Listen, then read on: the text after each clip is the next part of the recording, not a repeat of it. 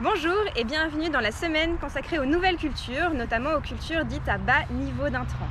Aujourd'hui, une nouvelle vidéo sur la culture de sarrasin. Et nous retrouvons Nicolas.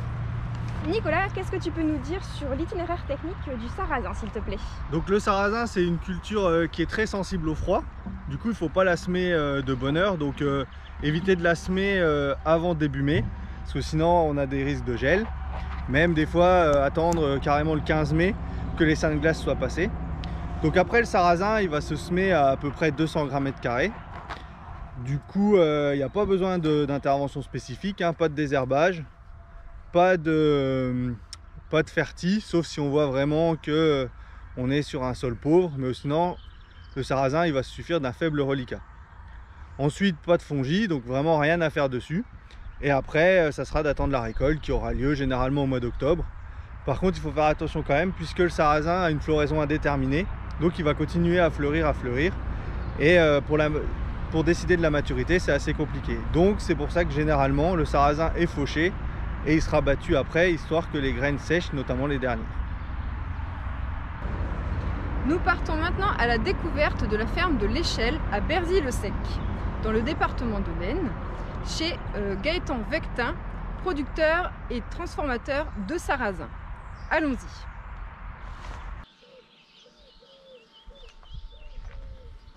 Gaëtan Vectin, je suis agriculteur à Berzy-le-Sec, au hameau de l'Échelle. Je suis agriculteur depuis 15 ans et j'ai travaillé 10 ans dans l'industrie avant. Donc voilà, j'ai repris la ferme de mes beaux-parents et donc c'est une exploitation de 200 hectares et qui était précédemment betteravière parce qu'il y avait une sucrerie ici. Donc ici c'était la rotation, c'était blé betterave, patate et puis voilà. Assez rapide, la rotation était vite faite, et puis comme toutes les fermes du Soissonnais, il y a 20% de terres de bordure, de plateaux, qui sont très difficiles à valoriser. Moi je suis agriculteur depuis 15 ans, et je me passionne pour l'agriculture de conservation des sols depuis 8 à 10 ans. Pour des problèmes d'érosion, j'ai changé pour des problèmes d'érosion. En première partie, puis après on se passionne pour le modèle. Alors le sarrasin, l'intérêt c'est de le valoriser sur les terres qui ont très peu de potentiel, soissonnées, donc c'est ça l'argile sur la roche mère directement, sur la roche calcaire. Donc c'est pas l'optimum, le calcaire c'est pas l'optimum pour le sarrasin, mais ça fait une culture pas chère. Donc c'est de la graine fermière qui est semée en culture et en direct, sans aucun travail du sol. Et l'intérêt, ça permet aussi, on fait aucun apport d'engrais ni ou 28 unités d'azote maximum, et on n'apporte aucun engrais de fond. Et l'intérêt du sarrasin aussi, c'est que c'est une des rares plantes qui est capable de récupérer le phosphore qui est bloqué dans le sol. Donc il faut du temps pour que ça revienne, mais à terme on arrive à récupérer un peu de phosphore. Et on peut faire anti-graminé, donc ça permet aussi de nettoyer un peu les sols pendant la culture. C'est la seule intervention phyto qu'on peut faire sur le sarrasin. Après, dès qu'on met un phyto, on baisse le rendement. C'est une plante qui arrive en fleurs au moment où il y a beaucoup moins de fleurs dans les champs, autour de nous, donc les apiculteurs adorent, et c'est un miel qui est très fort, et il y a des gens qui se damnent pour ça, enfin qui font beaucoup de kilomètres pour venir chercher du miel de sarrasin. Donc ça c'est aussi un marché potentiel. Le sarrasin c'est plutôt une culture d'opportunité. Tous les ans on a une fourrière qui pousse pas, on a un bout de champ qui est sale, on détruit, on sème un sarrasin comme ça, c'est une crétard. C'est souvent une culture d'opportunité, donc les surfaces sont très variables. Et puis j'aime beaucoup derrière orge d'hiver, c'est de semer un colza sarrasin. Donc je sème les deux, un sarrasin à pleine dose 40 kg plus du colza 3-4 kg, un trèfle blanc nain pour l'après-récolte du colza. Et on arrive parfois à faire un colza avec très peu de phyto, juste un antidicote après la récolte du sarrasin. On fait des sarrasins, du colza sarrasin pas cher, on va dire que c'est de la semence fermière, les deux. Et si ça marche pas, c'est un couvert végétal pour 13 € de l'hectare. Donc voilà, c'est aussi une culture d'opportunité. On récolte le sarrasin en moyenne une année sur 3. Mais l'année où on récolte, on paye les 3 années de semences de sarrasin. Donc voilà, c'est vraiment des cultures d'opportunité. Donc je suis parti d'une idée, c'est-à-dire qu'est-ce que je sais cultiver et comment je peux le valoriser. suis pas parti du dire je vais chercher une valorisation et voilà. Le but c'était d'investir le moins possible pour créer de la valeur ajoutée. Donc voilà, donc je suis parti sur un moulin fermier, un petit moulin local, et puis ça fonctionne pas mal. Voilà.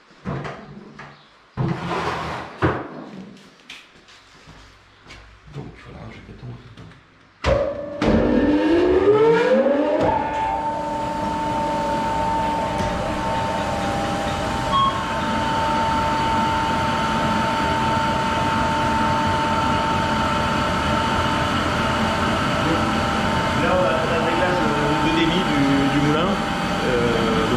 Assez facilement. On a une meule fixe, une meule tournante et qu'on sert plus ou moins avec ce réglage. Et ensuite on a des tamis de différentes granulométries et on trie la farine. Donc là on a de la farine de sarrasin, il n'y a peut-être pas assez. On sort un mélange de farine et un peu de cosse. Ça part en alimentation animale. Et derrière, on a l'Écosse de sarrasin qui sont vendus pour du paillage anti-limaces pour les jardiniers.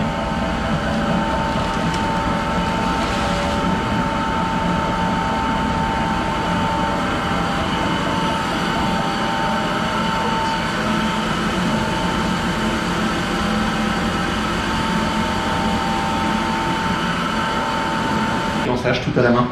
Donc ça c'est un peu long, l'ensacheuse arrive là dans quelques fin de mois. Donc j'attends ça avec impatience parce que je passe beaucoup de temps à ensacher.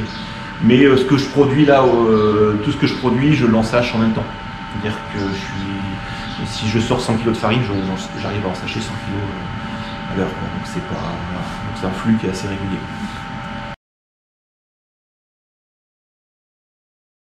Là ça c'est la farine blanche. Voilà, ça part dans quelques heures chez un revendeur.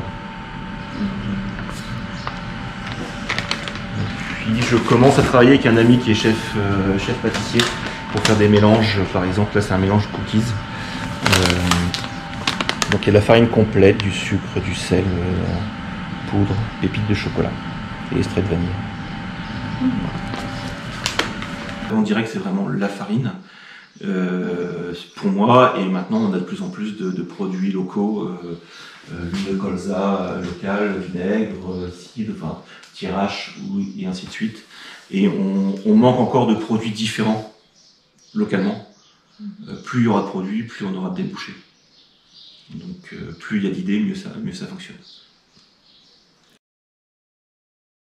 Et surtout on s'est beaucoup déplacé avec mon épouse. Nous sommes allés voir beaucoup de fermes qui transformaient déjà une partie de leur culture en farine.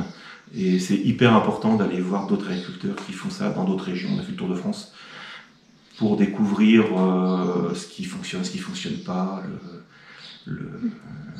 Et puis, si vraiment ça nous correspond. Parce que une diversification, quoi qu'il arrive, c'est un plein temps. Et si on ne fait pas à fond, ça ne marche pas. Voilà. Là, il y a une demande qui est importante, enfin, une demande qui commence à se créer sur le sarrasin, donc au niveau de la coopérative. Donc l'un n'empêche pas de valoriser ces deux côtés. Après ce bel exemple présenté par Gaëtan Vectin, nous venons de voir que la culture de sarrasin est possible dans le département. En effet, plusieurs agriculteurs se lancent déjà dans cette culture. Mais qu'en est-il de la commercialisation? Cérésia nous répond. Bonjour, je m'appelle Valentin Seguin, je suis responsable marché chez Cérésia. Nous collectons du sarrasin depuis de nombreuses années, en faible quantité puisqu'il est surtout cultivé en deuxième culture après une orge d'hiver ou un poids de conserve. Mais c'est une culture qui permet d'apporter un complément de prix à nos agriculteurs puisque c'est une deuxième culture qui sera donc une deuxième récolte sur la campagne. C'est une culture qui ne coûte pas cher à produire puisqu'il y a peu d'intrants. C'est une culture intéressante puisqu'elle apporte un deuxième revenu à l'agriculteur au cours de la campagne.